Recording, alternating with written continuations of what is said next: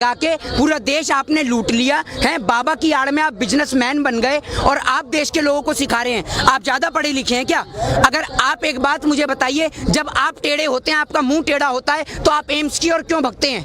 पीजिए ने अपना पतंजलि का गौमूत्र, चाटिए पतंजलि का शहद, क्यों भागते हैं एम्स की ओर, अपोलो की ओर, मैक्स की ओर? अब बैठिए ना अपने पतंजलि के आप ऑफिस में, अपने उसमें बैठिए जाकर। क्यों देश की जनता को ये मूर्ख बनाने वाला बाबा रामदेव, जब पुलिस ने रामलीला मैदान पे लाठी चार्ज करी तो सूट और सलवार पहन के भाग गया वहां से। और इस भारतीय जनता पार्टी में ये पौने 2 आंख वाला बाबा रामदेव, बस यही सत्यवादी हरिश्चंद्र की औलाद है। बाकी सारे के सारे झूठे हैं। एक वो पौने 2 आंख वाला बाबा रामदेव है और एक वो कुंभकर्ण है। वो कुंभकर्ण तो ना जाने उठ ही नहीं रहा है, और उठ भी गया तो क्या कर लेगा भाई? सबको Y+ की सिक्योरिटी मिल गई है। चार्टेड प्लेन से रालेगांव आता है और जाता है जैसे इसके बाप का पैसा हो। ये पैसा कहां से आ रहा है? दूसरी बात, एक और देश की सरकार कहती है कि देश में पैसा नहीं है। जब देश में पैसा नहीं है तो नई संसद कहां से बन रही है? करोड़ों रुपए के कार्यालय कहां से बन रहे हैं? इसका भी तो आप जवाब दीजिए। और सभी चीज का निजीकरण करना है तो नई संसद बना के करेंगे क्या आप? उसमें अंबानी और अडानी को बिठाएंगे, और देश के वो जवान, देश के वो पुलिस वाले लोग जो आज देश के किसान भाइयों के लिए नहीं बोल रहे, सिर्फ अपनी ड्यूटी के खातिर, उनको भी समझना होगा कि ये जो आप लगाते हैं ना DP, PP, ये जल्दी हटने वाला है। इसकी जगह आप लोगों के बैच पे नजर आएगा AP, अंबानी पुलिस, AP यानी अडानी पुलिस, ये Punjab police, Haryana police, Delhi police, ये सब हटने वाला है।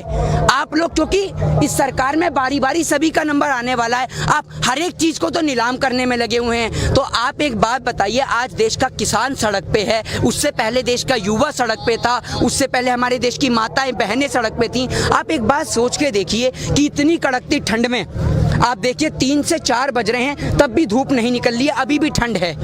एक और आप देखिए कि किसी को पॉल्यूशन से, दिवाली के बम पटाखों से नुकसान हो जाता है कि दिल्ली में बम पटाखे बैन कर देते हैं। तो आप सोच के देखिए, देश का किसान यहाँ पर आया हुआ है, जब आप कह रहे हैं देश में ठंड है, तो किसान यहाँ कैसे बैठा हो? लेकिन आज प्रधानमंत्री ने एग्रीकल्चर पे काफी देर बात करी। उन्होंने इस बिल की, इस कानून की अच्छाइयाँ बताई, लेकिन उनकी बातों से नहीं लगा कि इस कानून को वो वापस लेंगे या कुछ करेंगे इसके। प्रधानमंत्री जी देखिए, प्रधानमंत्री जी बहुत अलग सोच के व्यक्ति हैं, बहुत पढ़े लिखे महावैज्ञानिक हैं। ये ऐसा व्यक्ति है कि अगर ये सैनिकों के बीच में जाएगा तो वहां जाके कह देगा मैं सैनिक बनना चाहता था। डॉक्टर के बीच में जाएगा तो वहां जाके कह देगा भाइयों और बहनों मैं डॉक्टर बनना चाहता था। वैज्ञानिक के बीच में जाएगा तो कहेगा मैं वैज्ञानिक बनना चाहता था। अबे सारे काम तू ही कर लेगा तो हम क्या करेंगे? हम क्या पढ़ लिख के चाय, चौकीदारी और पकौड़ा ही तलेंगे क्या? ये बता तू, सारे काम तो तू ही कर लेगा। प्रधानमंत्री जी इतने ड्रामेबाज आदमी हैं, जरा जरा देर में तो ये रो जाते हैं। कभी इनके प्रधानमंत्री जी कह देते हैं भाई और बहनों मेरी ही जान को खतरा है। जब प्रधानमंत्री ही जान को खतरा है तो आपकी और हमारी सुरक्षा का क्या भरोसा? आप ये सोच के देखिए ना, प्रधानमंत्री जी जब इतना ही जानते हैं एग्रीकल्चर के बारे में, जब प्रधानमंत्री जी इस किसान के तीनों बिल के बारे में इतना ही जानते हैं, तो प्रधानमंत्री जी यहाँ के किसानों को क्यों नहीं समझाते? मेहंदी लग रही है उनकी। क्या इन्हें किसान नहीं मानते क्या? किन्हें? इन्हें, जो लोग यहाँ पड़े हुए हैं। प्रधानमंत्री जी की नजर में भाजपा और RSS वाले जो घर की छत पे धनिया बोते हैं, छोटे छोटे पेड़ पौधे लगाते हैं, वो किसान हैं। आपने सुना नहीं मनोहर लाल खट्टर ने क्या कहा? ये किसान नहीं खालिस्तानी है। इस देश के अंदर हम हिंदू हैं तो हम कम्युनिस्ट हैं, आप मुस्लिम हैं तो आप इस देश के अंदर आतंकवादी हैं। ये किसान है तो ये खालिस्तानी है। और मनोज तिवारी जी तो कह रहे हैं इसके अंदर टुकड़े टुकड़े गैंग का हाथ है। वो तो इतने पढ़े लिखे और समझदार आदमी है, एक अंडे के पीछे छीछा लदर कर देते हैं, एक महिला शिक्षिका का अपमान कर देते हैं। वो नाचने गाने वाला मनोज तिवारी उर्फ रिंकिया के पापा, वो आज बता रहा है, जिसको भारतीय जनता पार्टी खुद ही नहीं पूछ रही है, वो देश के किसानों को समझा रहा है। लेकिन मुझे बताइए, सरकार संशोधन के लिए तैयार हो गई है, लेकिन अब किसान नेता मना कर रहे हैं। एक बात मुझे बताइए, आप ये बताइए मुझे, पहली बात तो सरकार यूं कहती है कि इस बिल में कोई कमी नहीं थी। जब बिल में कोई कमी नहीं थी तो संशोधन किस बात का कर रहे हैं आप अपनी बात पे तो अडिग रहिए। जब कोई कमी थी तभी तो संशोधन कर रहे हैं, समझ रहे हैं ना आप बात को? तो इसीलिए संशोधन किया जा रहा है। लेकिन संशोधन नहीं, ये पूरा बिल ही गलत है, ये पूरा प्रस्ताव ही गलत है, पूरा कानून ही गलत है।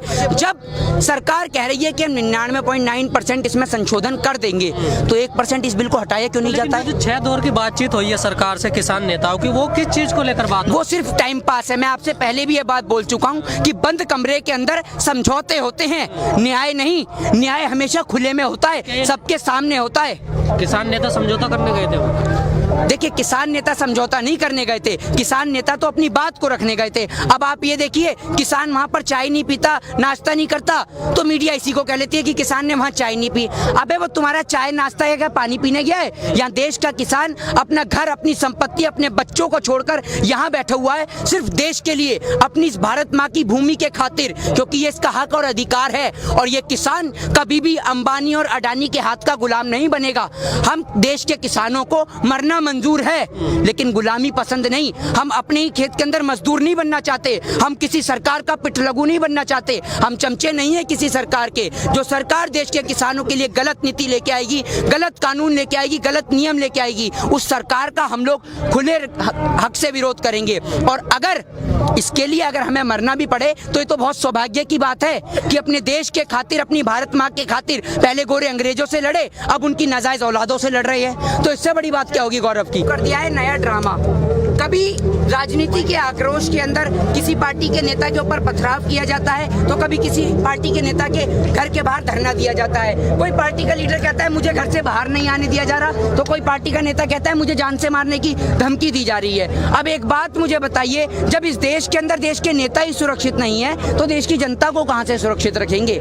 किसान आंदोलन को छिपाने के लिए और पूर्ण रूप से ध्वस्त करने के लिए इस देश की जनता, भारतीय जनता पार्टी, या कह लें दूसरे शब्दों में तो भारतीय जुमला पार्टी, वो इस देश के किसानों को हटाने के लिए अथक प्रयास कर रही है। लेकिन ये सरकार की झूठी कोशिश है, झूठा प्रयास है। एक और अगर आप देखें तो पिछले कुछ सालों के अंदर लगातार अंबानी और अडानी की प्रॉपर्टी बढ़ी है। एक बात मुझे बताइए, इन लोगों के आप लॉजिक देखिए, भारतीय जनता पार्टी के तमाम नेता जो हैं वो बड़े बड़े मूर्ख हैं। ना जाने कहां से ये लोग डिग्रियां प्राप्त करके आए हैं। पहले आप ये देखिए, किसान आंदोलन के प्रोटेस्ट से पहले ये दिखाते हैं पाकिस्तान के अंदर टमाटर खाने के लिए लोगों के पास पैसे नहीं है, और दूसरी ओर अब कहते हैं कि किसान आंदोलन को पाकिस्तान सपोर्ट कर रहा है। अब जब उनके पास खाने को रोटी नहीं है तो वो सपोर्ट कहां से करेगा?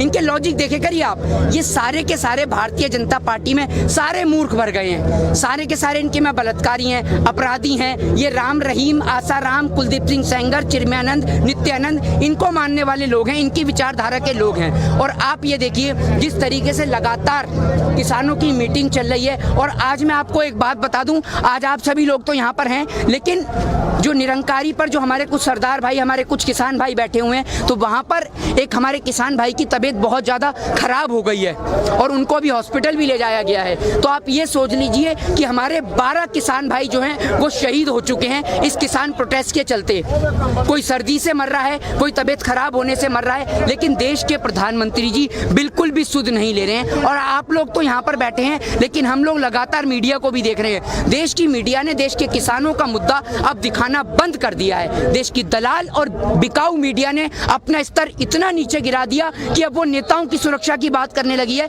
किसानों की सुरक्षा को छोड़कर। आपने कहा कि ये जो बीजेपी के लोग हैं बाबाओं के नाम लिए ना समझ जाए, लेकिन बाबा रामदेव कह रहे हैं कि किसान ही ना समझ जाए, उन्हें कुछ पता ही नहीं है। बाबा रामदेव अगर आप इतने ही समझदार हैं तो आप बताएंगे, प्रेस कॉन्फ्रेंस करके बताएंगे, या आपके घर पे आकर पूछना पड़ेगा कि राजीव दीक्षित की मृत्यु कैसे हुई? आप तो बहुत पढ़े लिखे हैं, बताएंगे आप राजीव दीक्षित की मृत्यु कैसे हुई?